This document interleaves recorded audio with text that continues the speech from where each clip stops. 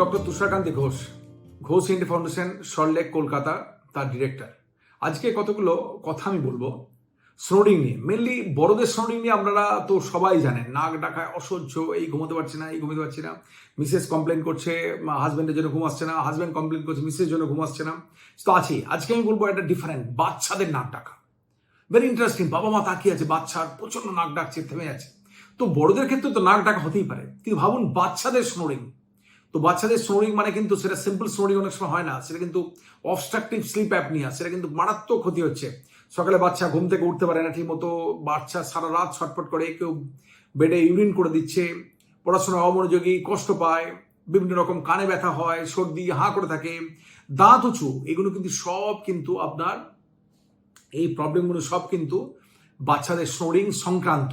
তো বাচ্চাদের snoring mainly কিসে হতে পারে? নাকে বন্ধ থাকলে স্নোরিং হবে। বাঁশি কেন বাজে? সরু ফুটোর মধ্য দিয়ে যদি জোরে হাওয়া পাস করে তাহলে বাঁশি বাজবে।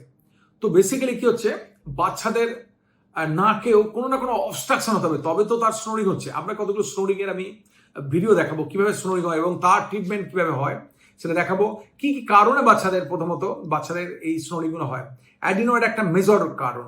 এছাড়া বড় টনসিল যদি হয়, নিঃশ্বাস গিয়ে ওখানেও আটকাবে। এছাড়া নাকের টার্বিনেট থাকতে পারে বড়, হাড় বাঁকা গ্রস থাকতে পারে, পলিপ থাকতে পারে, মাংস থাকতে পারে, টিউমার থাকতে পারে। অ্যাঞ্জিওফাইমা বলে একটা টিউমার হয়, তাদেরও জন্য নাক বন্ধ হয়ে যায় এবং স্নোরিং হয়। আপনাকে ছোট ছোট এক্সাম্পল দেবো এবং আপনাদের বাচ্চার স্নোরিং এর কিভাবে ট্রিটমেন্ট গুলো হয় দেখাচ্ছি আপনাকে। আপনি অবাক হয়ে যাবেন যে এরকম একটা বাচ্চা কিরকম ভাবে কষ্ট পাচ্ছে, কিরকম ভাবে স্নোরিং হচ্ছে। এর বেশি অবস্ট্রাকটিভ স্লিপ অ্যাপনিয়া। তো এটা নিয়ে অনেকে বাচ্চা ওইরকম দিনের পর দিন সাফার করছে, তার কোনো ট্রিটমেন্ট করার নেই।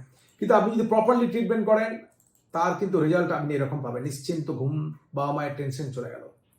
আবার বহু বাচ্চা আছে শুধু ওয়েস অলসো, বিভিন্ন রকম ট্রিটমেন্ট করছে, দিনের পর দিন স্প্রে, দিনের পর দিন স্টেরয়েড, ডিফারেন্ট পেডিডিসিয়ান ওপিনিয়ন, কিন্তু আলটিমেট কনফার্ম নয়। নাক বন্ধের কনফার্মেশন নেই, কাশির কনফার্মেশন নেই। তো সিম্পল আপনাকে যদি দেখাই, বাচ্চা এই কন্টিনিউয়াস কাশি, স্নোরিং, হাঁ করে থাকা, বছরে বছর স্প্রে, কিন্তু একবারও এন্ডোস্কোপি করে দেখা হয়নি এক্স্যাক্টলি কি প্রবলেম। দেখুন বাচ্চাদের স্নোরিং কিরকম ভাবে স্নোরিং হচ্ছে।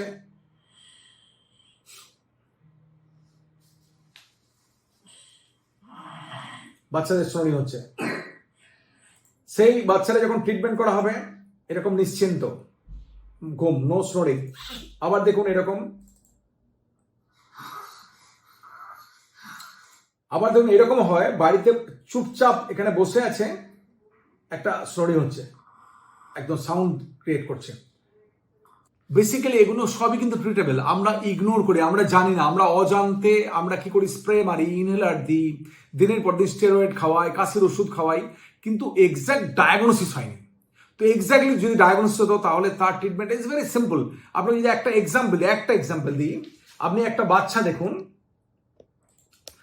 যে বাচ্চাটা একটা বাচ্চার নাক বন্ধ এবং স্নোরিং নিয়ে কাশি হতো, একটা বাচ্চাকে ঢোকা থেকে বেরোনো পর্যন্ত দেখাবো, জাস্ট অ্যাডিনয়েড ছিল, স্নোরিং হতো। সেই বাচ্চার আমরা ট্রিটমেন্ট করছি ব্লাডলেস টেকনোলজিতে, কোবলেশন টেকনোলজিতে। সেম ডেতে 2 ঘন্টার মধ্যে বাচ্চা নর্মাল হয়ে যাচ্ছে, 3 ঘন্টার মধ্যে নর্মাল, 4 ঘন্টার মধ্যে বাড়ি চলে যাচ্ছে স্নোরিং ফ্রি অবস্থায়। সুতরাং আমাদের অজান্তে আমরা অনেক কিছু অজানা কারণে অজানা ট্রিটমেন্ট করে যাচ্ছি, দিনের পর দিন না জেনে নাকের ড্রপ দিই, না জেনে কাশির ওষুধ খাওয়াচ্ছি, দিনের পর দিন স্টেরয়েড, নিজের পর দিন স্প্রে। না, অ্যাটলিস্ট ডায়াগনোসিস করুন, প্রপার ডায়াগনোসিস। প্রপারলি যদি ডায়াগনোসিস হয় তার হবেই, তার ডায়াগনোসিস, এবং প্রপারলি যদি ডায়াগনোসিস তার ট্রিটমেন্ট হতে বাধ্য। সুতরাং বাচ্চার স্নোরিং অবশ্যই আপনাকে, বাবা মাকে কেয়ার করতে হবে। বাচ্চার স্নোরিং নিয়ে ফেলে রাখার কোনো কারণ নেই। এ থেকে দাঁত উঁচু হতে পারে, হাঁ করে থাকছে, দাঁত উঁচু হবে, কান খারাপ হয়ে যায়, অনেক কিছু প্রবলেম, ডেভেলপমেন্টাল ডিফেক্ট, অক্সিজেন কম, রাতে ইন্টেলিজেন্স কমে যায়। সুতরাং আপনি ভাবুন, বাচ্চাটার স্নোরিং কিন্তু সিম্পলি দারুণ ঘুমোচ্ছে না, সেটা ঘুম খারাপ হচ্ছে, তার ট্রিটমেন্টটা করা উচিত এবং যত তাড়াতাড়ি করবেন তত ভালো। সুতরাং সুস্থ থাকুন, ভালো থাকুন। বাচ্চাকে স্নোরিং